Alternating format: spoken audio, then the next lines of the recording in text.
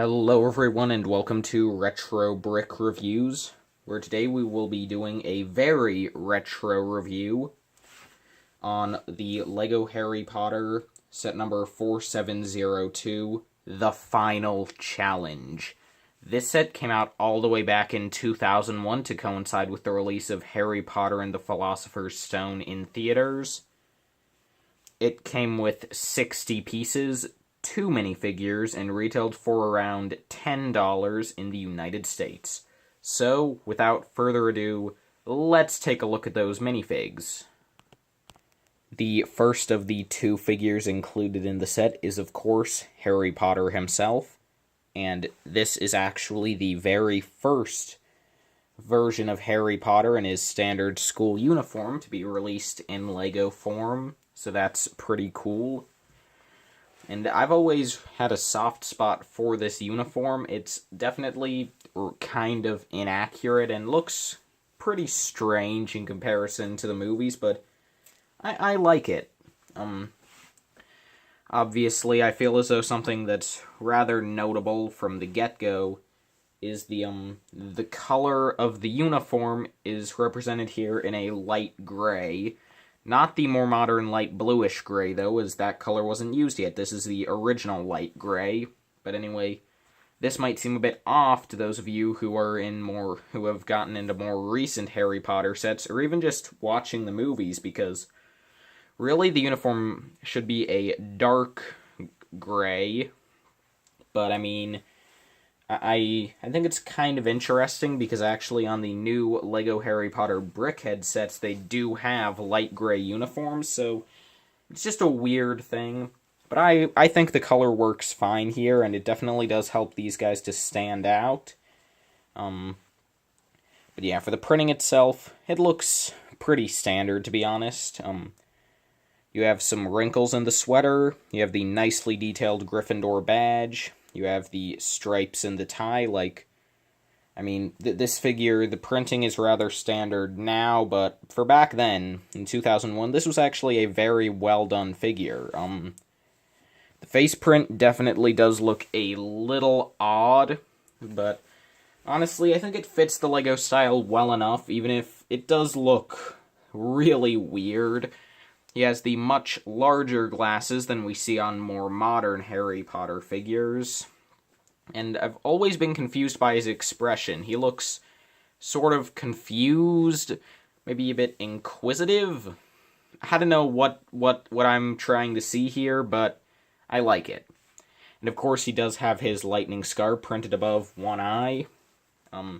He has the standard Harry Potter hairpiece that, of course, started coming out with these sets and appeared until 2011, after which it was phased out for the new hairpiece that we're seeing from 2018 on.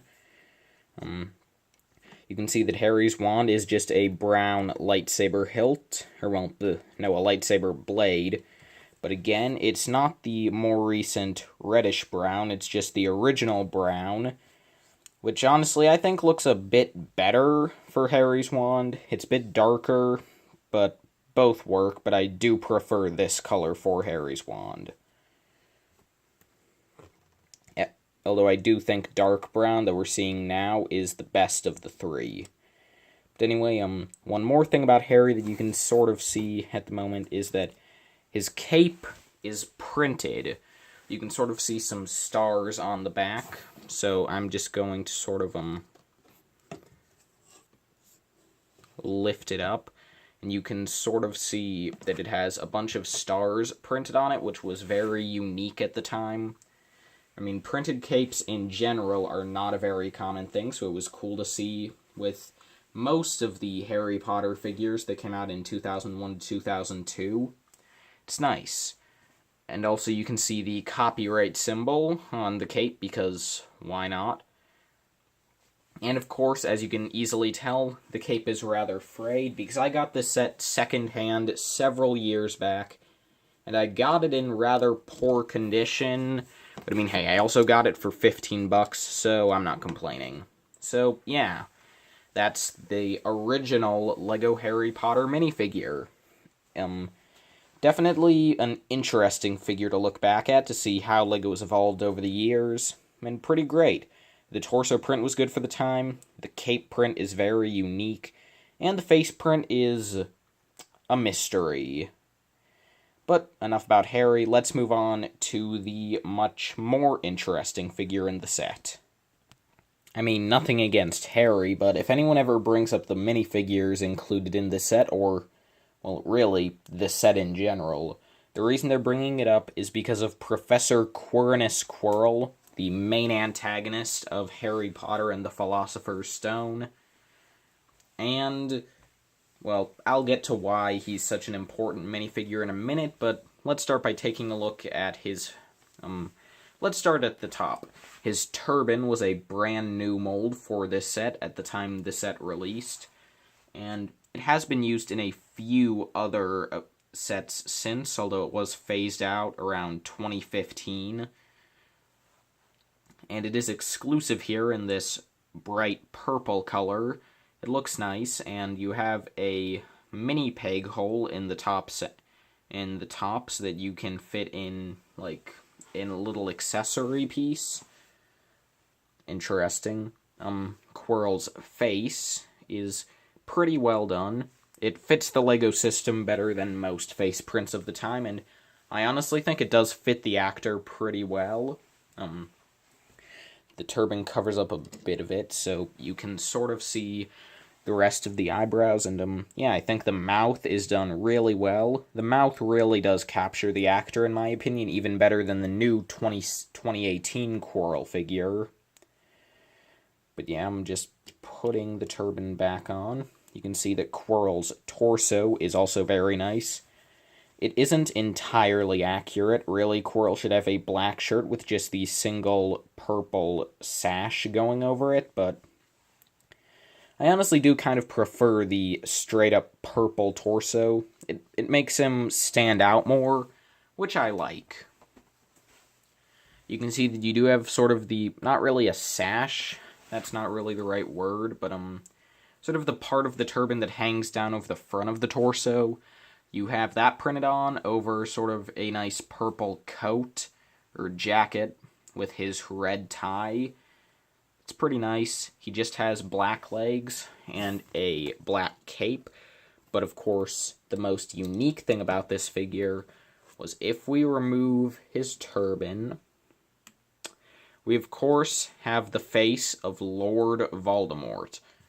And Quirrell here was the first ever LEGO minifigure to have a double-sided face. And I mean, it must seem pretty surprising nowadays when nearly every figure has a double-sided face to display two different emotions, but no, Quirrell was the first, so that he could of course have Voldemort on the back of his head. And it was quite a while before LEGO started using double-sided faces to have two different expressions for a character. For the first few years, they were all stuff like this to display, like, here we have Quirrell and Voldemort, and like, in 2002, LEGO used it to have the Polyjuice potion scene from Chamber of Secrets, so you could have Harry on one side, Goyle on the other. But anyway, this first double-sided face is really good. If I had to be completely honest, this is my favorite face LEGO has ever printed for Lord Voldemort, at least up to this point, as of 2018. He looks really good. I mean, it doesn't exactly match the LEGO style, but I think this does work pretty well, because again, while it's not exactly a minifigure face, in the first movie, Voldemort looked really weird and deformed, so he really shouldn't have a normal face. He should look very unsettling. And I think this figure does that very well. He has red eyes. As you can see, one of the eyes on the one I have is actually misprinted, so only half of it is red, but I don't really mind. It still looks good. You have a lot of sort of creases on the face. You have shadows around the eyes and some cheek splits, or cheekbones, but they look more like splits in his face. But anyway, I think the mouth is fair. It gives him a very rigid and angry look. And the serpent nostrils are pretty well done. So, yeah. overall, in my opinion, Professor Quirrell is a very important minifigure, and definitely a very good one. He looks like the character, he has some nice new parts for him, and of course, the fact that he is the first double-sided head minifigure is very momentous, and I'm very glad that LEGO did a good job on it. So those are the only two minifigures, but there is one other sort of figure that we have to take a look at before we move on to the build itself. So here we have this black owl included with the set, and to the best of my knowledge, this owl isn't supposed to represent any specific owl from the movies or books. It's just supposed to add a bit of flavor to the set, and it is just a standard black owl with no printing, because LEGO didn't start printing owls until 2010. And it's interesting because, of course, these older owls did use a different mold to have more molded-in details to account for the lack of printing, such as the molded-in eyes, as you can see here, and a more realistic beak. And also on the back, some very realistic feather detailing for the wings that I actually really like. That's some really nice molding. And of course it just attaches to a single stud on the bottom with one anti-stud. And just to compare this older owl to the newer one, you can see that the newer one, of course, doesn't have molded-in eyes because they're printed, and it definitely has less detailing for the feathers. It's debatable on which you prefer. I personally do prefer the new ones. I like how they're a bit more cartoony, but this old design for Owl is still quite nice, in my opinion. So, yeah. Those are all of the figures in any variety in the set. So now let's move on to the build of the final challenge. So here we have the build included for the final challenge. Of course, this is meant to represent the scene towards the end of the film, where Harry comes face to face with the Mirror of Erised and Voldemort himself. And I mean, I think that for $10 and 60 pieces, this is a very well done build. Starting at the front, you can see you have this gray spider web with a neon trans orange spider on it. And if you want to, you can just fold that web up just to block the entrance of a figure. And obviously when you fold that down, it could become a sort of ramp. So I guess that's a sort of play feature. And on the front, you can see you have a couple of, well, not really torches, they're more just fire pieces attached on there, but they look well enough. And again, they're just in the neon trans orange color. Up perched on top, you have the black owl, and in the center you have this nice 6x6 sand green roof piece, which isn't used in too many sets from LEGO, and it's been discontinued for many years now, so it's cool to see that here. And then sort of in the back, you can see you have a bat centered on a jumper plate, but enough about all that. Let's get to the play feature of the set, the Mirror of Erised. So let me just zoom in here. Okay, so you can already sort of see the feature. It's one of those, I don't know what you call it, like the holographic stickers with two different images. So you can see here's sort of what should be the alternate, but but on mine it's pretty much the main. It's Harry holding the stone, and then if we sort of turn this, you can see the alternate is just Harry normally. So yeah, it's a cool idea. I do like it. It does sort of give across the idea of the Mirror of Erised. And to be completely honest, this is probably, well, I don't know if I can say for sure, but at the very least, in the original Harry Potter line that lasted from 2001 to 2011, I think this is the best interpretation of the Mirror of Erised. Time will tell whether I prefer this or the 2018 version, but anyway, there's another feature with the mirror, and simply put, it's a hidden door, and behind that is the Philosopher's Stone, which is, of course, just represented with a red gem piece, if my camera feels like focusing. So you can see that. Yeah, so overall, that's a pretty cool set, in my opinion. It's actually a very nice size for $10, like probably my next retro review, and heck, maybe my next review in general, depends on when I get around to it, will be on a $13 set from the 2010 Harry Potter wave, and then we can just sort of see the difference in what you get for around the same price in a 10-year difference. It'll be interesting, but yeah. For $10, this is a pretty great sized set. I mean, it's on a an 8x8 brick, not a plate. It's on an 8x8 brick as a base. So you have some nice play area. You have a few nice play features, and it's really tall. It's a very tall and nicely sized build. I mean, it is quite hollow, but I mean, I still think it does look pretty good. Yeah. I'm quite satisfied with this.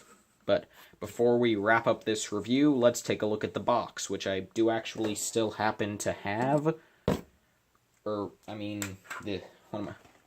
When I got this set sent to me, it came with the box, which is nice. It's quite beat up, but you can see the Harry Potter and the Sorcerer's Stone logo in the top right, since this is from an American seller. And, of course, in the US, the movie is called Sorcerer's Stone.